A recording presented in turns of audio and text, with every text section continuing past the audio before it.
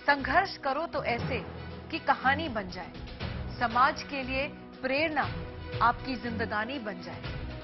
जिंदगी में बिना संघर्ष कुछ नहीं मिलता, या यूं कहें कि संघर्ष के बिना जिंदगी अधूरी है। आज देश की बात में आपको संघर्ष से भरी कुछ ऐसी ही कहानियां दिखाऊंगी। ये उन लोगों के संघर्ष की कहानियां हैं जो मिसाल बनकर दूसरों के लिए इंस्पिरेशन बन गई है।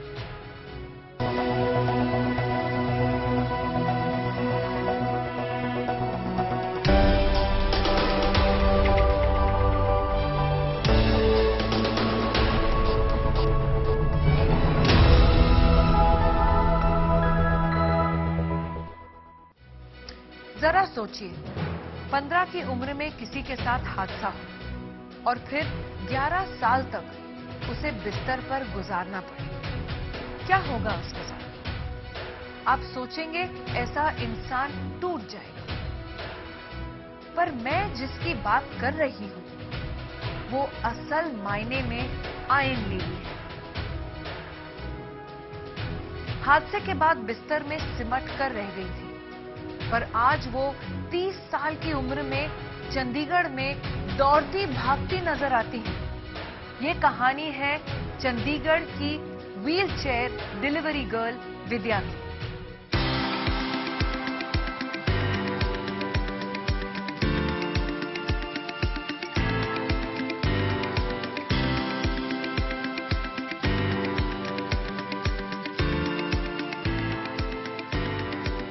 मैं जॉब के लिए जब बाहर जाती हूँ तो कई सारे लोग ऐसे मिलते हैं, हर रोज 5 से 6 लोग मिलते हैं, बोल देंगे बेटा आप तो बहुत अच्छा काम कर रहे हो, मैं आपसे इंस्पायर हो रहा हूँ।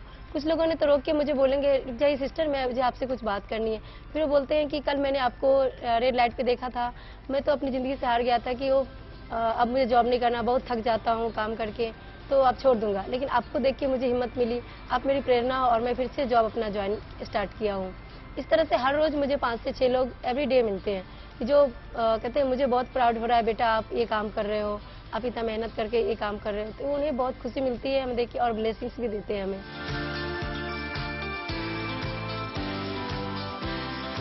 बाहर जाती हूँ जैसे जॉब के लिए तो कस्टमर हुए या फिर कोई रेस्टोरेंट में हैं तो सारे लोग सपोर्ट करते हैं, सभी लोग अच्छे हैं कि हर जगह अगर 4th फ्लोर पे अगर हमें ऑर्डर देना है तो उन्हें मैं कॉल कर देती हूँ कि सर आप प्लीज़ नीचे आ जाइए, तो वो नीचे आ जाते हैं ऑर्डर लेने के लिए, बोलते हैं कोई बात नहीं मैम मैं आ जाता हूँ। सब लोग सपोर्टिव मिले हैं।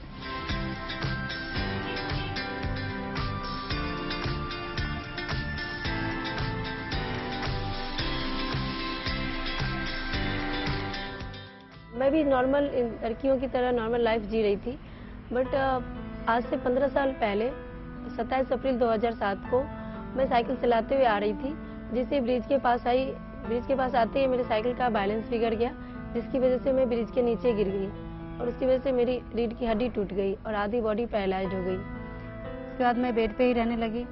हर एक छोटा से छोटा 1 गिलास पानी के लिए मैं फैमिली पे डिपेंड हो गई। मेरे मम्मी पापा भाई बहन सब वही हमारी सेवा करते थे। इस तरह से मेरे 11 साल बीत गए। 11 साल में बहुत सारे प्रॉब्लम्स आई क्योंकि नहीं पता था कि जो इतनी मुश्किलों का सामना किस तरह से किया जाए। 11 साल में ये हुआ कि बेड पे रहते रहते बहुत ज़्यादा डिप्रेशन होने लगी। धीरे धीरे मेरे मम्मी पापा के पास जितने सामर्थ्य था उन्होंने ट्रीटमेंट कराया हमारा, लेकिन कहीं से कोई कुछ सही नहीं हो पा रहा था। तो बेड पे रहते रहते कहते हैं आसपास के लोग मिलने आते थे, वो सब भी ऐसे बोलते थे कि ओहो बेटी है अब तो ये बोझ बन के रहेगी लाइफ टाइम माँ बाप के ऊपर।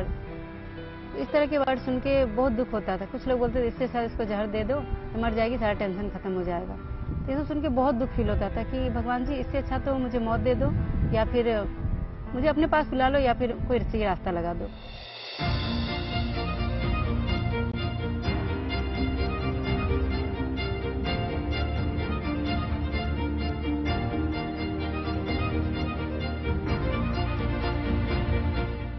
कहते हैं ना भगवान के घर में देर होती है अंधेर नहीं। तो 11 साल बीत गए मेरे बेड पे रहते। 11 साल बाद 2017 में दिसंबर में मुझे पता चला चंडीगढ़ स्पाइनल रिहैब के बारे में मीडिया के माध्यम से। चंडीगढ़ स्पाइनल रिहैब सेंटर की जो CEO है निकी मैम, उन्होंने मुझे कॉल किया और उन्होंने बताया कि बेटा आप यहाँ आ जाओ, जहाँ तक को हम लोग कोशिश करेंगे आपको ठीक करने की। 14 दिसंबर 2017 को यहाँ आने के बाद मैम ने सबसे पहले मेरा बेड सोर की सर्जरी करवाई। उसके बाद मेरा रिहैब कराया। रिहैब कराकर मुझे एक नया जीवन दिया।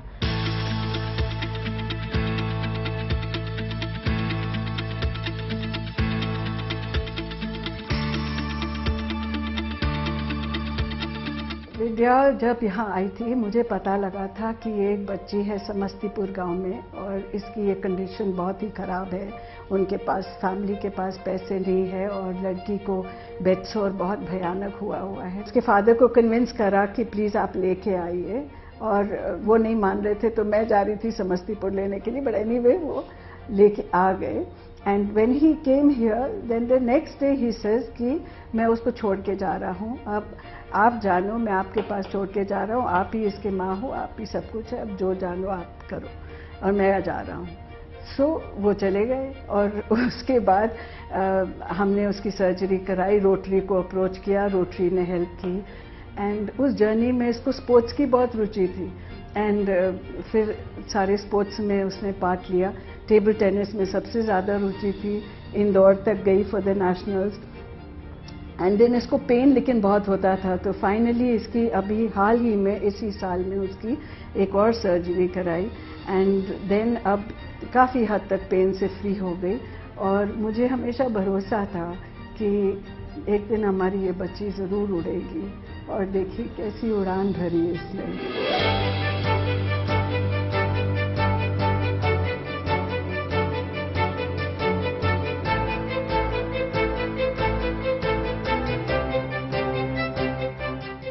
फर्स्ट टाइम मैं स्टेशन पे उतरी तो उन्होंने कि मैम मुझे लेने गई थी, जैसे उन्हें गले लगाया तो मुझे माँ की तरफ फील हुआ। उनके प्यार और उनका सपोर्ट, हम जैसे कि आपको हम चंडीगढ़ स्पाइन रिहैब के बारे में बताना चाहेंगे कि यहाँ आने के बाद मुझे एक कहते हैं ना कि एक घर फैमिली जैसा माहौल है यहाँ पे, कि यहाँ सब लोग एक फैमिली की तरह प्यार और सपोर्ट सबका एक दूसरे का करते हैं।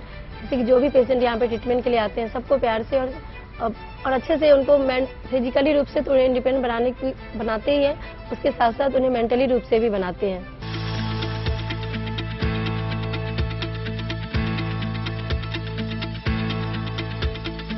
और मैं यहाँ पे कोई भी एक्टिविटीज जैसे कि एक्सरसाइज थेरेपी के बाद यहाँ पे स्पोर्ट्स भी होता है, जैसे बास्केटबॉल हुआ, बास्केटबॉल खेलते हैं यहाँ पे थेरेपिस्ट सर के सारे पेशेंट लोग के साथ। फिर उसके बाद जैसे कि बैडमिंटन भी खेलते हैं, तो जिनको जो रुचि हो वो उसमें खेलते हैं। तो मुझे भी बताया गया तो मैंने टेबल टेनिस चूज किया और मैं टेबल टेनिस खेलती हूँ। मैंने नेशनल भी खेला है और चंडीगढ़ से ओपन व्हीलचेयर टेबल टेनिस में मैंने 2 बार गोल्ड मेडल जीते हैं। और मेरा सपना है कि मैं अपनी लाइफ में टेबल टेनिस में खेलती हूँ और मुझे नेशनल, इंटरनेशनल और पैरालंपिक्स तक जाना है। मेरा ड्रीम है कि मैं इंडिया के लिए गोल्ड मेडल लेके आऊँ। इसके लिए सर एक रिक्वेस्ट करना चाहूँगी गवर्नमेंट सर से कि हमारा सेंटर है वो तो प्राइवेट है, क्योंकि यहाँ पे जहाँ तक हो हमारी मम्मा जो सुविधा हो सकती है उन्होंने कराई, टेबल भी दिया। कि इंटरनेशनल और नेशनल खेलने के लिए हमें एक अच्छे कोचिंग और अच्छे कोच की ज़रूरत होती है, कि उसकी मुझे आवश्यकता है, बट हमारे पास वो है नहीं। तो प्लीज़ अगर मेरी रिक्वेस्ट है गवर्नमेंट से कि अगर वो हमें सपोर्ट करे तो हम जैसे कई सारे व्हीलचेयर यूजर हैं जो कि स्पोर्ट्स में अपनी लाइफ में आगे जाना चाहते हैं।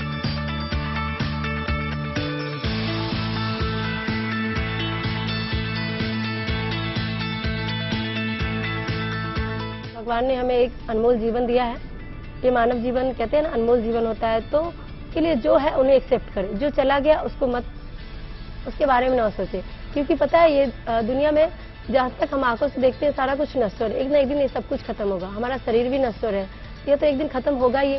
तो फिर आज ही खत्म हो गया तो क्या हो गया, तो फिर क्यों सोचना उसके बारे में। जो है उसको एक्सेप्ट करें और आगे बढ़े।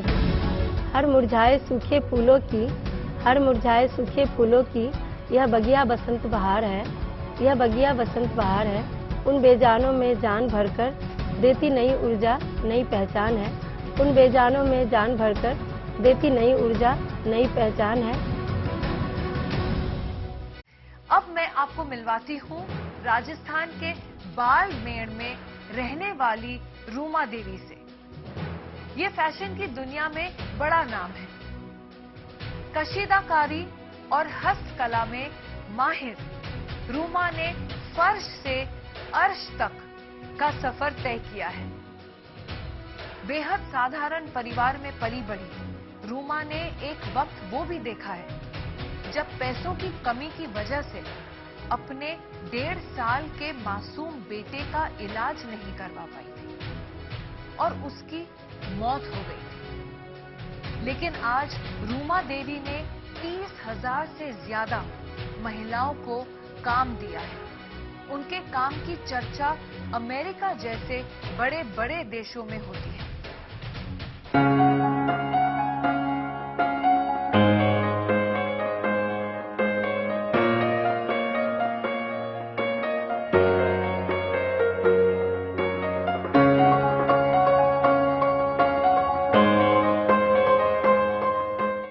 हार्वर्ड यूनिवर्सिटी ने इन्विटेशन भेजा था यूएसए से। उनका इन्विटेशन आया तो मैंने कहा मैं हार्वर्ड यूनिवर्सिटी जाके क्या करूंगी, ना तो अच्छी स्कूल में पढ़ पाई ना कॉलेज के बारे में सोचा। तो हमने 1 महीना तक वापस जवाब भी नहीं दिया था। फिर उनका मेल आया कि ये आपके लिए अच्छा प्लेटफॉर्म है और आप यहाँ पे वहाँ के जो रूरल एरिया में काम हो रहा है यहाँ के बच्चों को आप बता सकते हैं, क्योंकि जो भी इंडिया के बारे में जानता है तो दिल्ली बॉम्बे जैसी सिटी के बारे में जान रहे हैं, लेकिन जो रूरल एरिया में क्या काम हो रहा है, क्या क्राफ्ट है, उसके बारे में भी जानना जरूरी है।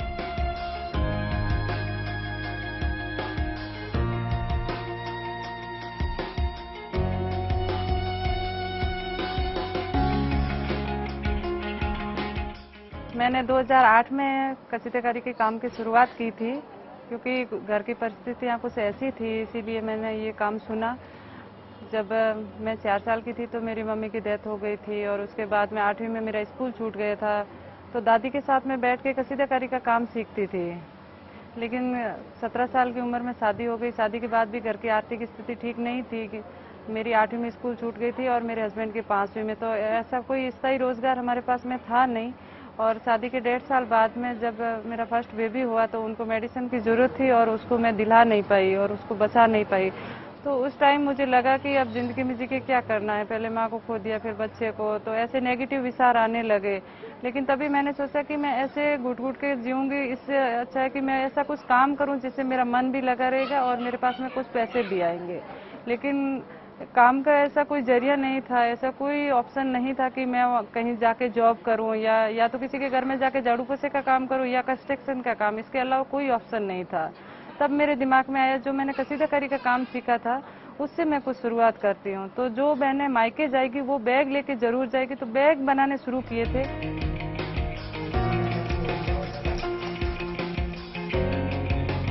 सुई धागा लेके मैंने कसीदाकारी का काम तो शुरू कर दिया, लेकिन बैग की स्टिचिंग के लिए मशीन चाहिए थी। वो मशीन मेरे पास थी नहीं और न मैं खरीदने के लिए सक्षम थी। तब एक बार और दुविधा आ गई। मैंने सोचा कि अब मैं कैसे करूंगी। फिर मेरे दिमाग में आया कि जो समस्याएं मेरे साथ में हो रही है वो और भी बहनों के साथ में होती होगी, मैं उनसे बात करके देखती हूँ। फिर मैंने अड़ोस पड़ोस की बहनों से बात किया और हमने 10 महिलाओं ने मिलकर एक एसएचजी बनाया दीप देवल के नाम से और 100 रुपए इकट्ठा करके एक सेकेंड हैंड मशीन खरीदी और वहाँ से हमने काम की शुरुआत की थी। लेकिन दिक्कत ये थी कि अब हम 10 महिलाएं हो गई है, 10 महिलाओं के लिए काम कहाँ से आएगा, इतने बैग तो कोई खरीदेंगे नहीं। तो हमने इधर उधर काम की तलाश की तो किसी ने बताया कि ग्रामीण विकास चेतना संस्थान है जो महिलाओं के लिए काम करती है, आप अगर उनके पास जाओगे तो मदद मिल सकती है। तो हम 2-3 बहनें इकट्ठे होके ग्रामीण विकास चेतना संस्थान में गए। वहाँ पे विक्रम सिंह जी से मिले और हमने बोला कि हमारा समूह है, हम काम करना चाहते हैं और हमें किसी ने बताया कि ये संस्थान है जो महिलाओं के लिए काम कर रही है, तो हमें भी कुछ मदद मिल सकती है। तो वो एकदम से चौंक गए थे कि हम कोशिश कर रहे हैं महिलाओं को काम से जोड़ने की, लेकिन महिलाएं खुद आके काम के लिए बोले। ये उन्होंने सोचा कि आज आए हैं कल आएंगे नहीं। तो हमने बोला कि नहीं, हमें तो काम की जरूरत थी, हम इसीलिए आए हैं। तो फिर हमें सैंपलिंग का काम दिया गया और जब हमने अच्छे सैंपल बनाए तो फिर हमें ऑर्डर का काम दिया 3 दिन का कि ये आप करके लेके आइए।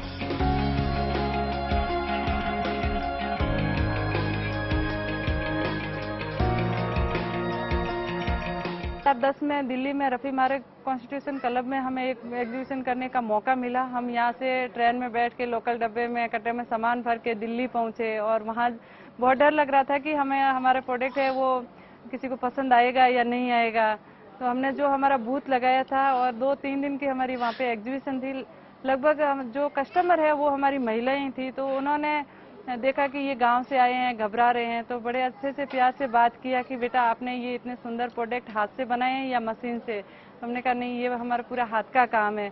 तो 3 दिन की एग्जीबिशन थी, उसमें लगभग 10 से 15 हजार रुपए की सेल हो गई थी और वहां से हमें हिम्मत मिल गई कि अब हम पीछे मुड़ के नहीं देखेंगे, हम इसमें नवाचार करेंगे और जो नेक्स्ट एग्जीबिशन होगी उसके लिए हम अच्छी तैयारी करके आएंगे।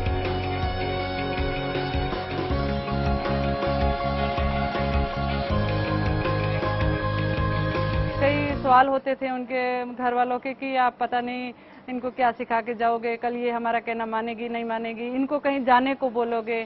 तो हम सोचते कि इतनी दूर से आए हैं ये काम, लेकिन जब महिलाओं से बात करते तो उनकी इच्छा होती थी कि हम काम करेंगे। तो घर वालों को समझाते कि इनको कहीं नहीं जाना पड़ेगा, हम इनको घर बैठे काम देके जाएंगे, लेके जाएंगे, क्योंकि इनको जो भी दिन में 2-3 घंटा टाइम मिलेगा उसमें ये काम करके देगी। तो ऐसे करते करते हमने कुछ बहनों को साथ में जोड़ा और जो नेक्स्ट एग्जीबिशन थी उसकी हमने अच्छी तैयारी की और उसमें फिर हमारी 10 से 15 हजार रुपए की सेल नहीं हुई थी, पूरी 11 लाख की हम सेल करके आए। उसके बाद में लगा कि इसमें हमें और नवाचार करना चाहिए जिससे लोग और ज्यादा प्रोडक्ट खरीदें। तो हमने सोचा क्यों ना हम गारमेंट्स बनाए जो पहनने के कपड़े लोग ज्यादा खरीद पाएंगे, और इस तरीके से हमने ये नए प्रोडक्ट लॉन्च किए। लेकिन ज्यादा लोगों को मालूम नहीं चल रहा था कि ये पहने हुए कैसे लगेंगे।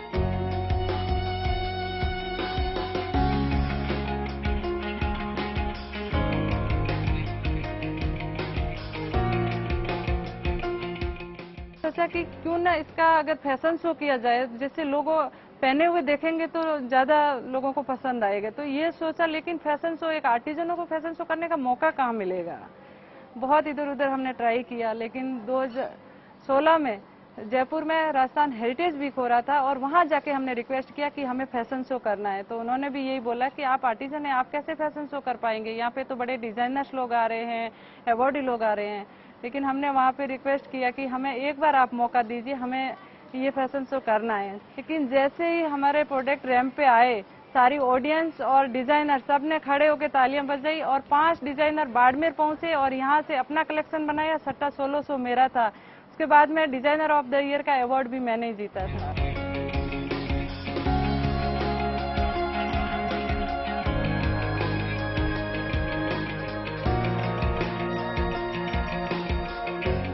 मैं ट्राइफेड की गुडविल एम्बेसडर हूं और पूरे इंडिया के जो ट्राइबल आर्टिजन हैं उनके लिए हम अलग अलग स्टेट में फैशन शो ऑर्गेनाइज करवाते हैं उनकी कला को प्रमोट करने के लिए।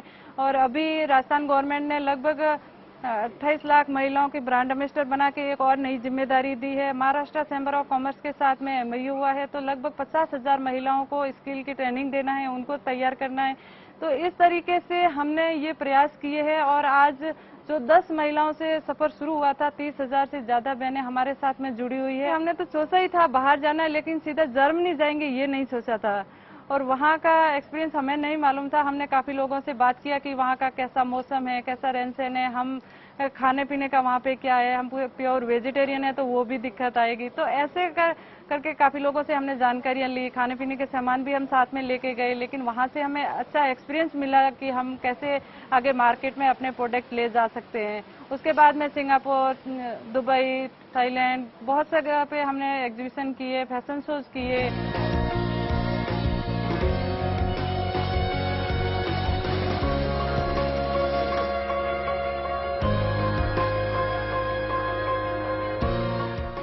के बाद में मुझे हार्वर्ड यूनिवर्सिटी ने इन्विटेशन भेजा था USA से। उनका इन्विटेशन आया तो मैंने कहा मैं हार्वर्ड यूनिवर्सिटी जाके क्या करूंगी, ना तो इस अच्छी स्कूल में पढ़ पाई, ना कॉलेज के बारे में सोचा। तो हमने 1 महीना तक वापस जवाब भी नहीं दिया था। फिर उनका मेल आया कि ये आपके लिए अच्छा प्लेटफॉर्म है और आप यहाँ पे वहाँ के जो रूरल एरिया में काम हो रहा है यहाँ के बच्चों को आप बता सकते हैं, क्योंकि जो भी इंडिया के बारे में जानता है तो दिल्ली बॉम्बे जैसी सिटी के बारे में जान रहे हैं, लेकिन जो रूरल एरिया में क्या काम हो रहा है, क्या क्राफ्ट है, उसके बारे में भी जानना जरूरी है। तो फिर हम हार्वर्ड यूनिवर्सिटी गए और वहाँ पे हमारा लेक्चर था, बच्चों ने बहुत इंटरेस्ट लिया, 2 दिन का प्रोग्राम रहा वहाँ पे। और अभी जो रिसेंटली हम USA का प्रोग्राम करके आए हैं, वहाँ पे एक लॉस वेगस में बड़ा सोर्सिंग इवेंट हो रहा था और वहाँ पे हमें समझने को मिला कि हमने स्टडी किया यहाँ पे हम अपने जो प्रोडक्ट है वो कैसे लॉन्च कर सकते हैं, जो घरेलू उद्योग है, छोटे कुटीर उद्योग है, उनको कैसे खड़ा कर सकते हैं। इंसान अपनी पहचान बनाने के लिए क्या कुछ नहीं करता, पुरुष हो या महिला, सब अपनी पसंद, इच्छा और ताकत के हिसाब से संघर्ष करते हैं, अपना वजूद बनाते हैं। लेकिन कोलकाता की निताशा बिस्वास को तो अपनी पहचान बदलने के लिए ही काफी संघर्ष करना पड़ा। जन्म से लड़का रही निताशा को लड़की बनने के लिए घर से लेकर बाहर तक कई मोर्चों पर लड़ना पड़ा। तमाम चुनौतियों का सामना कर वो कोलकाता से दिल्ली जाकर लड़की बन गई और फिर देश की पहली ट्रांसजेंडर ब्यूटी क्वीन बनी।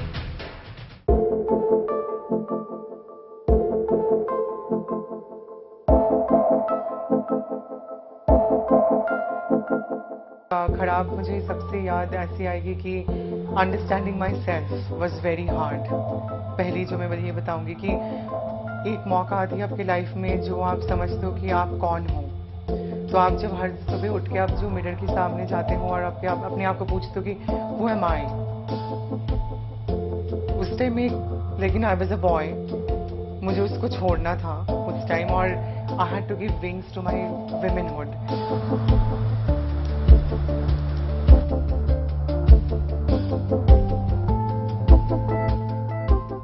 हाय, आई एम निताशा बिस्वास और मैं कलकत्ता से बिलोंग करती हूँ और मैं इंडिया की first transgender beauty contest winner रही हूँ 2017 साल में।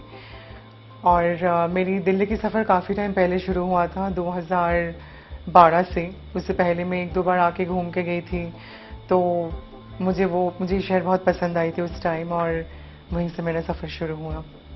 तो मेरे यहाँ पे तो ऐसा लगता है कि हर किसी के लाइफ में कुछ ना कुछ प्रॉब्लम्स हैं। तो I also had my share of problems. Calcutta में जब मैं स्कूल में थी तो ऑफकोर्स चैलेंजिंग वो था, क्योंकि इमेजिन जब मैं छोटी थी तो उस टाइम लोगों को ट्रांसजेंडर की मतलब ही नहीं पता था। What is trans, what is gender dysphoria, it's a very huge umbrella term over here. तो मेंटल डिस्क्रिमिनेशन, साइलेंट डिस्क्रिमिनेशन, बहुत तरह के डिस्क्रिमिनेशन होते हैं यहाँ पे। इट्स नॉट जस्ट अबाउट किसी से बात नहीं करना है जो थोड़ा अलग है मेन स्ट्रीम से। जैसे कि अगर मैं जब स्कूल में थी सेंट जेवियर्स में, तो मैं ज़्यादा एक्स्ट्रा करिकुलम में पार्टिसिपेट नहीं करती थी क्योंकि मुझे नहीं पसंद था स्पोर्ट्स वगैरह, लेकिन ज़बरदस्ती करवाया जाता था क्योंकि मुझे एक तरीके से बिहेव करना था। क्योंकि जब मैं पैदा हुई थी तो मैं लड़का थी, तो you had to behave like a boy. तो मुझे वहाँ पे हमेशा लगा कि दैट वाज अ डिस्क्रिमिनेशन। और जैसे टाइम जाती गई तो I am happy that people are understanding what is a trans woman and transgender community, and that is more important.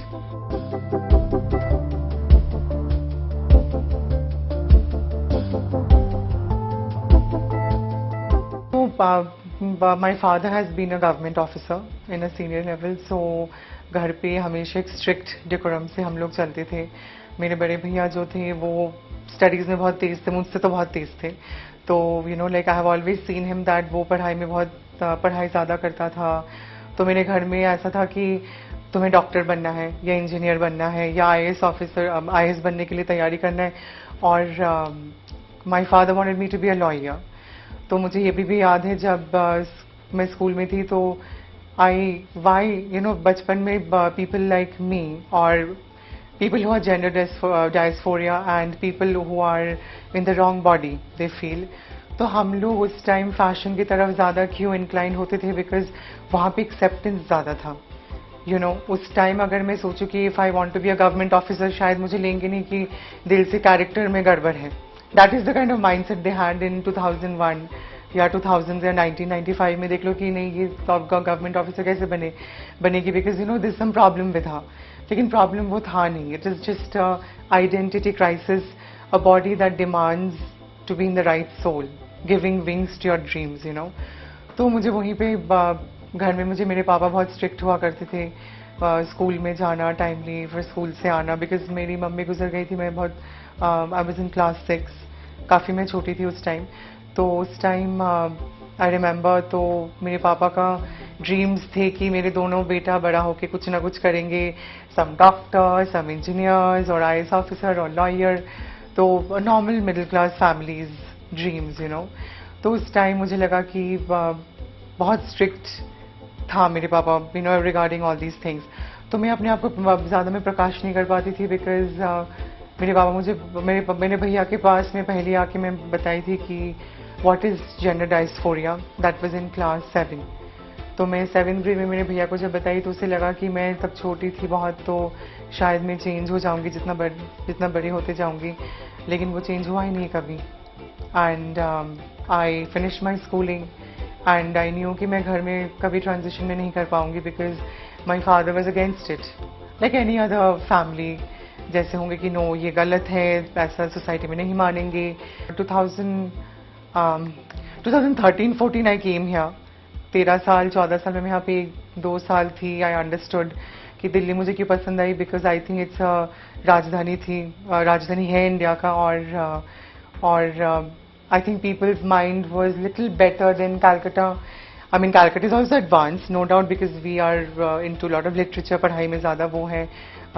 Delhi में मुझे ऐसा लगे कि लोग बहुत फास्ट थे, so I just thought कि maybe a faster city people will not think. So that is why 2013-14 से मैं दिल्ली में मैं रही हूँ। I think transition is a journey of patience. आपको बहुत पेशेंस रहना पड़ेगा आपके माइंड और हार्ट में, बिकॉज इट्स नॉट कि रातों रात overnight I am like this. तो it's some journey of patience, it's a journey of समझौता विद द सोसाइटी। एक ऐसे रूल्स एंड रेगुलेशंस जो बनाए गए हैं हम लोग की पास्ट में, आपको इस तरीके से बिहेव करना है एंड एवरीथिंग। तो it took time to understand society and Natasha, लेकिन उसमें थोड़ा टाइम लगी थी। Almost, I would say 3-4 years. I'm still there. We are still in the war. It's not over. 2016 and था वो, 2016 एंड में। तो मैं ऐसे ही, तब मैं बॉम्बे में रही थी बीच में, तो बॉम्बे से मैं दिल्ली, मतलब Bombay I was there for 1 year. तो मैं जब दिल्ली में आई तो मैं ऐसे ही स्क्रॉल कर रही थी, तब फेसबुक ज़्यादा फेमस था इंस्टाग्राम से। तो जब मैं स्क्रॉल कर रही थी उसमें आई थी मिस ट्रांस क्वीन करके कोई कंपटीशन आ रही थी फॉर ट्रांसजेंडर कम्युनिटी। तो मुझे वहाँ पे इंटरेस्ट था, बिकॉज मैं बचपन से सुष्मिता सेन, ऐश्वर्या राय जब जीती थी उस टाइम मैं बहुत फॉलो करती थी miss universe, miss world, miss universe. So I always had that interest for beauty pageants. तो जब मैं देखी कि इंडिया में पहली बार ऐसा कुछ होने जा रहा था कि मिस ट्रांस क्वीन इंडिया, तो मैंने अप्लाई किया। अप्लाई करने के बाद after my auditions I got selected and my life changed on 27th of August 2017 जब वो हुआ था कंपटीशन। फर्स्ट मैंने जब बताई थी मतलब मैं जब पहली बार मेरे पापा को कन्फ्रंट किया कि okay this is my real identity, तो मैंने मेरे पापा को बताई थी कि आई एम दी, लाइक समझ लो मम्मी वापस आई है। That was my words, you know, कि समझ लो तुम्हारी बीवी वापस आई है, बिकॉज आई थिंक जितना मैं ट्रांजिशन कर रही थी I used to look like my mother.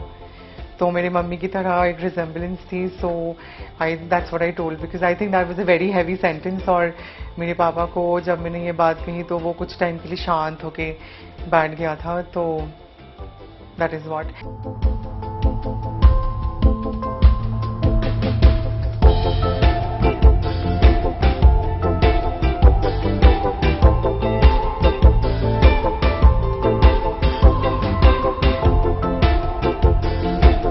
Like you do your basic, you know, education. That is why I say कि Indian education system में it's very important. जब हम लोग बायोलॉजी पढ़े थे तो वहाँ पे एक ट्रांस एनाटॉमी का होना चाहिए, तो ताकि नेक्स्ट जनरेशन जो बच्चे हैं वो लोग समझे ओके ट्रांसजेंडर ऐसे हैं, this is a male, this is a female, you know the anatomy. तब जाके हम लोग का नेक्स्ट जनरेशन बदलेंगे।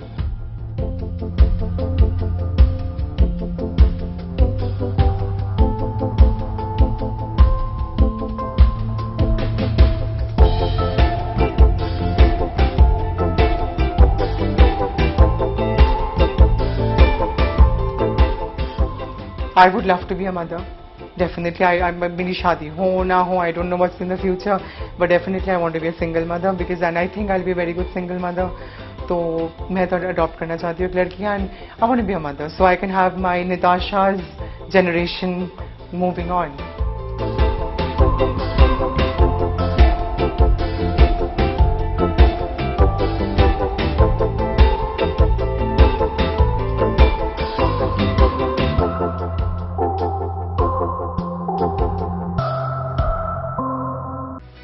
भीड़ भाड़ वाले मेले में लोगों के खो जाने के किस्से आपने खूब सुने होंगे. एक दौर था जब फिल्मों में भी ऐसी कहानियां काफी पसंद की जाती थी. पर यह सच है कि अपनों से बिछड़ जाने के बाद इंसान एकदम बेसहारा हो जाता है. एक झटके में घर परिवार में मिलने वाला प्यार और सुरक्षा छिन जाती है. अपनों से बिछड़े ऐसे लोग आसरा ढूंढते हैं, सुरक्षित जगह ढूंढते हैं. हरियाणा के यमुनानगर में एक परिवार ऐसे ही लोगों को आसरा देने का काम करता है. पिछले 4 साल में इस परिवार ने 150 से ज्यादा बिछड़े लोगों को उनके परिवार से मिलाया है.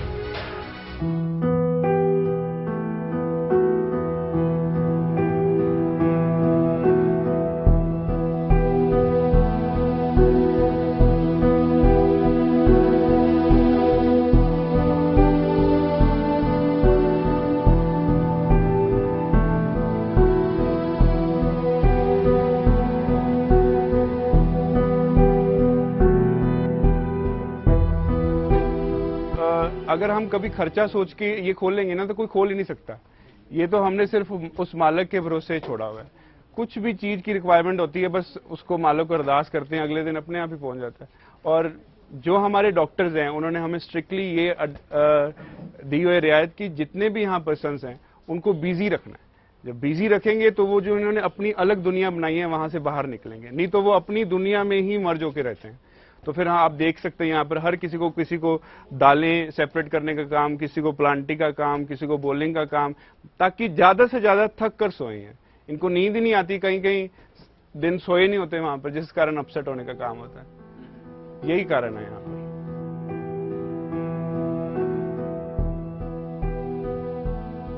जब हम कॉलेज में जाते थे या स्कूलिंग जब करते थे तो रास्ते में देखते थे कि कई लोग वहां पर सड़क के कॉर्नर्स होते थे और मेंटली अपसेट होते थे. तो हम उनको कहते थे कि ये पागल है. तो हमें भी यही जो सोसाइटी का रवैया है कि ये सारे पागल हैं, तो मन में बस यही थॉट था कि ये पागल है, इनके नजदीक नहीं जाते थे. पर जैसे जैसे थोड़ा मैच्योर है कॉलेज जाने लगे तो हमें लगा कि नहीं ये रिहेबिलिट हो सकते हैं. तो फिर बस यही माइंड में थॉट आके तो हमने फिर एक शेल्टर होम घर से ही स्टार्ट किया. हमारे गाँव में एक पर्सन था तो उसको लेके आए, उसको रेस्क्यू किया, उसको केयर करी. बस जैसे उसको रखा एक और पर्सन आ गया, हमने कहा चल तेरी भी सेवा कर देते हैं, उसको रखा. बस ऐसे बढ़ते बढ़ते हमारा ये शेल्टर होम सा बन गया. अभी तक जो हमारे इस शेल्टर होम में है वो नियर अबाउट 275 पर्सन्स के अप्रॉक्स यहाँ पर आ चुके हैं, जिनमें से हम अभी तक 172 पर्सन्स ट्रैक करके घर भेज चुके हैं. हमें लगता था कि जो ट्रैकिंग है वो सराउंडिंग एरिया की होगी, पर यहाँ नहीं होती थी. वो होती थी कोई केरला से, कोई यूपी से, कोई बिहार से, कोई वेस्ट बंगाल से, मतलब मध्य प्रदेश से, डिफरेंट स्टेट से लोग यहाँ पर आते थे. और उनमें लेडीज भी होती थी. और हमारे यहाँ पर अभी भी कुछ प्रेग्नेंट वुमेन्स हैं जिनकी हम केयरिंग कर रहे हैं. कईयों की यहीं डिलीवरी होती है जब लेके आते हैं उनको, मदर्स को. बड़ा कारण उनके अपने जो परिवार की जो उनकी सामाजिक परिस्थितियां हैं उसी की वजह से ही आते हैं. और यहाँ पे जो लगभग मैंने देखा है 58 फैमिलीज में सबसे ज़्यादा हैं जो हमारे पश्चिम बंगाल, झारखंड, बिहार, उत्तर प्रदेश की उन फैमिलीज के लोग यहाँ पे हैं जिनके हालात वहाँ पर खाने के लिए भी बड़ी मशक्कत करनी पड़ती है.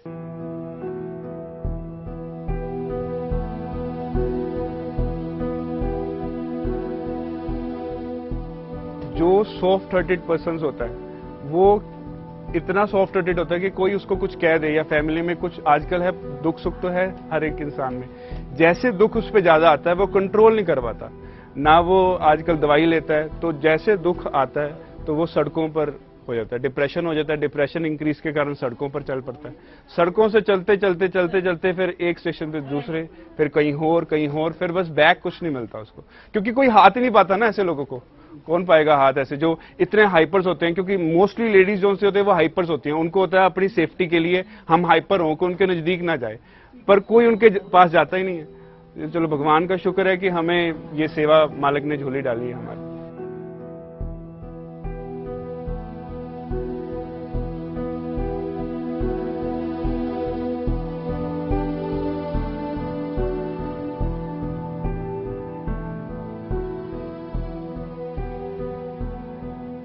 बेटा मेरा है ना, ये पहले जॉब करता था, तो ये हर समय जब इसके पास हमने वहाँ पे जाना, हिमाचल में जॉब करता था, इसने हमेशा कहना मम्मा मैंने तो आश्रम खोलना है।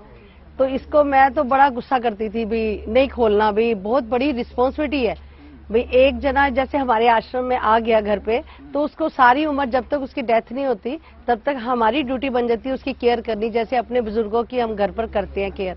तो इसको टाली जा रही थी और इसने हमेशा मेरे को यही कहना कि मैंने तो सेवा करनी है, प्लीज मम्मा करने दो। मैं इसको टाली जा रही थी। फिर बच्चों ने फिर आश्रम ही खोल दिया। इसका सपना भी था कि भाई हमने आश्रम खोलना है, फिर परमात्मा ने खुलवा दिया। मुझे फख्र है जी कि मेरा सारा परिवार इसी सेवा में लगा हुआ। मेरा लड़का है, उसकी घरवाली, दोनों पोते हैं। जितना मेरे से भी होता है मैं भी यहाँ थोड़ा बहुत अटेंड कर लेता हूँ। जो आते हैं उनको साथ बातचीत करके उनको ये दिखा देते हैं आश्रम के, तो उनको दिखाने से ये हो जाता है कि सब परिवार इस काम में लगा हुआ। सारों से बस यही रिक्वेस्ट है कि किसी पर्सन को इग्नोर ना करें। अगर कोई भी सड़क पर मिलता है इमीडिएटली यहाँ पहुँचाने की आप बस मदद करें। बस यही ड्रीम है कि सड़क पर कोई भी ना मिले और हम उनको ट्रैक करके घर पर पहुंचाएं। बस ये हमारा सर, उनकी सेवा कर सके ज्यादा से ज्यादा, बस यही हमारी मन की इच्छा है जी। और जहाँ भी किसी को मिले यहाँ पहुँचाने की कृपा करें।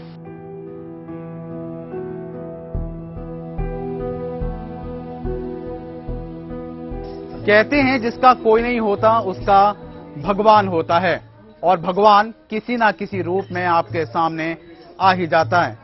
इन तमाम बिछड़े और निराश्रितों के लिए जसटीरत और उसका परिवार वही भगवान है जो निस्वार्थ भाव से लगातार इनकी सेवा कर रहा है। हम सभी की जिंदगी में छोटी मोटी प्रॉब्लम्स रहती हैं, लेकिन अगर लाइफ की ऐसी प्रॉब्लम से आप परेशान हो जाते हैं, कामयाबी नहीं मिलने से अगर आप फ्रस्ट्रेट हो जाते हैं, तो आपको मेरठ के अमित शर्मा और उनके साथियों का हौसला और उनकी जिंदा दिली जीने का नया मंत्र सिखा सकती है। सभी दिव्यांग हैं, लेकिन इन लोगों ने अपनी क्रिकेट टीम बनाई है। नौकरी नहीं मिली तब भी कभी गम नहीं किया, रोजगार के लिए नया रास्ता ढूंढ लिया।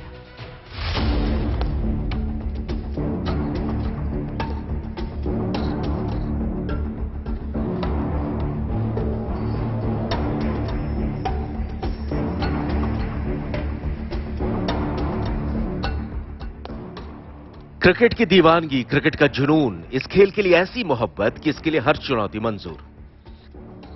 दिव्यांग हैं तो क्या हुआ, इससे क्रिकेट का शौक तो कम नहीं हो जाता। जी जान लगाकर खेलते हैं और जीत का जश्न मनाते हैं। ये लोग गावस्कर, कपिल देव, तेंदुलकर, धोनी, कुंबले या कोहली नहीं है, लेकिन क्रिकेट की अपनी छोटी सी दुनिया के चमकते सितारे हैं। इनके लिए क्रिकेट ही जीने का मकसद है, क्रिकेट ही शोहरत है, क्रिकेट ही सम्मान है।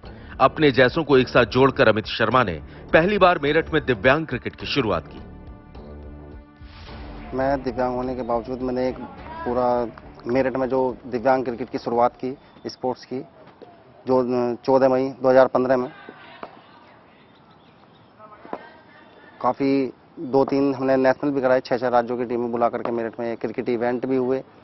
उसके बाद काफ़ी हैदराबाद में भी 2-3 नेशनल खेले, जिसमें नेशनल यूपी की टीम में उप विजेता रही। क्रिकेट की तरफ हमारे मेरठ के एक साथी हैं जो यूपी टीम के कैप्टन भी रहे हैं, मोहम्मद सावेज। वो दिल्ली की टीम से खेला करते थे और उसके बाद अचानक उनसे मुलाकात हुई। मुलाकात के बाद उन्होंने काफ़ी कहा कि भैया ऐसे ऐसे हम लोग क्रिकेट खेलते हैं, आप लोग भी अपनी यहाँ पे यूपी की टीम बनाइए। लेकिन मैंने भी उस पर ध्यान नहीं दिया, क्योंकि काफ़ी ऐसा लगा कि शायद ना हो पाए। उसके बाद हमने एक ट्रायल रखा 14 मई 2015 में। पहला ट्रायल था जिसमें कि हमने शुरुआत में सभी लोगों का वो अवगत कराया, जितने भी हमारे दिव्यांग साथी थे। उसके बाद हम लोगों ने जब ट्रायल रखा तो ट्रायल में काफ़ी 1-2 साथी नहीं, काफ़ी संख्या में दिव्यांग साथी आए। उसमें काफ़ी अच्छा भी लगा। देखने के बाद में 2 टीमें बनी, एक डेमो मैच भी हुआ। तो हम लोगों को भी लगा वास्तविकता में हम लोग किसी से कम नहीं हैं। उसको देखते हुए फिर हमने एक नेशनल मैच कराया 4 जनवरी 2016 में, जिसमें 6 राज्यों की टीमों ने हिस्सा लिया। लेकिन एक दिन हमें अमित कुमार शर्मा जी मिलते हैं, जिनसे हमने अपनी पूरी बात बताई, अपनी फाइल दिखाई। इन बंदों ने हमें सपोर्ट करा, हमारा ट्रायल कराया, हमें ग्राउंड प्रोवाइड करवाया, टूर्नामेंट कराया। तो बस एक दिल में यही कसरती के मेरिट में भी लोगों को बताना है कि हम लोग भी खेल सकते हैं। तो इस वजह से हम काफ़ी भटके, मतलब काफ़ी लोगों के पास गए, किसी ने हमारा यकीन नहीं किया। सिर्फ एक अमित कुमार शर्मा जो खुद एक दिव्यांग है, जो किसी कोई सपोर्ट नहीं है उनके पास, लेकिन उन्होंने फिर भी हमारी हेल्प करी, हमारा ट्रायल कराया। ट्रायल कराने के बाद हमें बहुत अच्छे नेशनल टूर्नामेंट प्रोवाइड कराए और बहुत अच्छी फैसिलिटी हमें इंडिया के अंदर प्रोवाइड कराई। अमित शर्मा और उनके जैसे दिव्यांग खिलाड़ियों की जिंदगी में क्रिकेट ही सब कुछ है, लेकिन क्रिकेट के लिए कमाई का जरिया भी तो जरूरी है। आखिर इस शौक को पूरा करने के लिए पैसे कहां से आएंगे? सरकार की कोई योजना नहीं है, नौकरी कोई देता नहीं, रोजगार का कोई दूसरा साधन नहीं। रही सही कसर कोरोना महामारी ने पूरी कर दी। इन दिव्यांग खिलाड़ियों के सामने एक बड़ा संकट खड़ा है और यहां से शुरुआत हुई दिव्यांग ढाबे की। उद्देश्य जो था हमारा वो क्रिकेट था, स्पोर्ट्स था, और स्पोर्ट्स में कुछ ना होने के कारण, क्योंकि बीसीसीआई ने दिव्यांग समाज के लिए कोई ऐसी स्कीम नहीं करी थी उससे पहले, और फिर हम लोगों ने रोजगार के लिए ज़्यादा परेशान थे, क्योंकि कहीं अगर इवेंट क्रिकेट का चल रहा है तो दूसरी जगह जाना भी पड़ता है, टिकट है, किट है, बहुत सारी व्यवस्थाएं हैं। उनको देखते हुए फिर हमने एक दिन अपने जहन में विचार बनाया कि कुछ ना कुछ एक यूनिक काम किया जाए, जिससे कि कुछ एक रोजगार का भी अवसर मिले 2-4 साथियों को। तो हमने फिर एक डिसेबल ढाबे की शुरुआत की थी 1 जनवरी 2021 में। ढाबे के पीछे जो मेन कहानी थी वो थी कि हमारे दिव्यांग समाज के पास रोजगार ना होना, इधर उधर भटकना। मैं स्वयं खुद भी काफ़ी जगह भटका हूँ कि हाँ भी शायद मेरे भी रोजगार हो, मैं भी अपना परिवार का अपने पालन पोषण कर सकूं, लेकिन कोई रोजगार ना मिल पाने के कारण एक दिन बस अचानक से ये दिमाग में आया क्यों ना एक अपना यूनिक ढाबा खोला जाए, जिसका नाम डिसेबल ढाबा के नाम से हम लोगों ने रखा और उसकी शुरुआत की। नौबत ये आई क्योंकि जब काम ही नहीं आ रहा था, क्योंकि डिसेबल्ड नाम देख करके लोगों ने शायद जहन में एक अलग ही बात बैठा ली कि उन लोगों में किसी ने आना जाना नहीं रहा खाने के लिए, या तो गलती होती, क्वांटिटी अच्छी नहीं होती, हमारी क्वालिटी अच्छी नहीं होती, तो फिर हम एक बार को मानते कि भाई हमारी क्वालिटी अच्छी नहीं है, लेकिन लोग बागों ने आना ही नहीं चाहा। नाम देखने के बाद एक सिंपैथी जो थी वो बिल्कुल अलग थी, शायद क्योंकि वो खाना परोसेगा तो शायद या रखेगा, उनको जो खाना देगा शायद वो खाना उसके ऊपर ना फेंक दे, चलने में असमर्थ है, इसलिए लोगों ने आना उचित नहीं समझा। और ये न्यूज़पेपर के माध्यम से पूरे हिंदुस्तान में फैली है खबर। एक सामाजिक कार्यकर्ता हैं स्वाति शर्मा, वो बागपत से हैं, उन्होंने हमारी न्यूज़पेपर के माध्यम से हमारी न्यूज़ देखी, देखने के बाद हम लोगों से कांटेक्ट किया, तो उन्होंने फिर हमसे बोला कि हम आपको फाइनेंशियली सपोर्ट करना चाहते हैं। हमने उनसे बोल दिया कि दीदी हमें फाइनेंशियल सपोर्ट नहीं चाहिए, हम ये आशा रखते हैं कि आपसे आप इस ढाबे पर आएँ, अपने स्टाफ के साथ, फैमिली के साथ एक बार खाना जरूर देखें कि हम लोग कैसे अच्छा बना पा रहे हैं या नहीं। फिर उसके बाद में जब हमारी स्थिति बिगड़ गई तो फिर हमने अचानक दीदी से कांटेक्ट किया कि एक बार बंद करने से पहले शायद इतने दिल के अरमान थे हम लोगों के, पूरे स्टाफ के, ठीक है, कि शायद कुछ अच्छा हो सके। उनसे कांटेक्ट किया और फिर दीदी ने हमारी सपोर्ट की, इसलिए फिर हमने डिसेबल ढाबा नाम बदल दिया और फिर उन्हीं के नाम से स्वाति टिफिन सर्विस किचन के नाम से अपना ढाबा चालू किया। पहले तो क्रिकेट का शौक ये था कि लोग ये कहते थे कि आप चल नहीं पाओगे, लेकिन हमारे पापा, हमारी अम्मी ने काफ़ी मतलब मेहनत करी, कभी हमें क्रिकेट खेलने से नहीं रोका। नॉर्मल लोगों में हमने क्रिकेट खेला, तो क्रिकेट तो काफ़ी मायने रखता है, क्योंकि क्रिकेट ने हमें एक मतलब शान से इज्जत से जीना सिखाया कि हम भी खेल सकते हैं और हम भी प्लेयर है, स्टेट प्लेयर है, नेशनल प्लेयर है, नेशनल खेले हैं। तो क्रिकेट का तो हमारे लिए आत्मसम्मान की बात है। किसी की कोई सपोर्ट नहीं मिली, ना ही घर से सपोर्ट मिली, ना ही गांव से। अपने ही दम पे इतना आगे जाओ। और ये सर हैं अपने अमित शर्मा, क्रिकेट में बच्चों को खिलाते हैं, तो इन्होंने मुझको सहारा दिया, क्रिकेट में भी आगे खिलाया और ढाबे पे भी काम किया। अमित शर्मा और उनके साथियों की कोशिश रंग लाई है। दिव्यांग क्रिकेटर्स की मेरठ और कुछ हद तक पूरे यूपी में एक पहचान बन गई है, लेकिन अभी भी सरकार और कॉरपोरेट के सपोर्ट की सख्त जरूरत है। धीरे धीरे ये श्रृंखला बढ़ती चली गई। आज मेरठ में कम से कम अभी पिछली बार 17-18 नेशनल मेडल आए थे, और आज दिव्यांग जो हमारे क्रिकेट की बात करें तो दिव्यांग क्रिकेट खिलाड़ी भी राजा बाबू है, आज यूपी की टीम का कैप्टन है आज की तारीख में, लेकिन उसको भी एक मुकाम अभी तक नहीं मिल पाया। तो इसीलिए धीरे धीरे साथियों को अवगत कराना, विकलांग साथियों को स्पोर्ट्स में ज़्यादा जागरूक करना, क्योंकि अब लोग जैसे कि उत्तर प्रदेश की बात करें तो माननीय योगी आदित्यनाथ जी ने भी स्पोर्ट्स के लिए खेल नीति भी तैयार की है।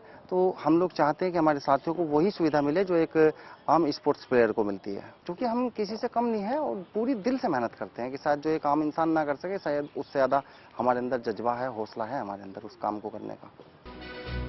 आज के लिए बस इतना ही। गुड न्यूज टुडे पर कल रात 9 बजे फिर आऊंगी देश की बात सुनाने। तब तक के लिए दीजिए इजाजत।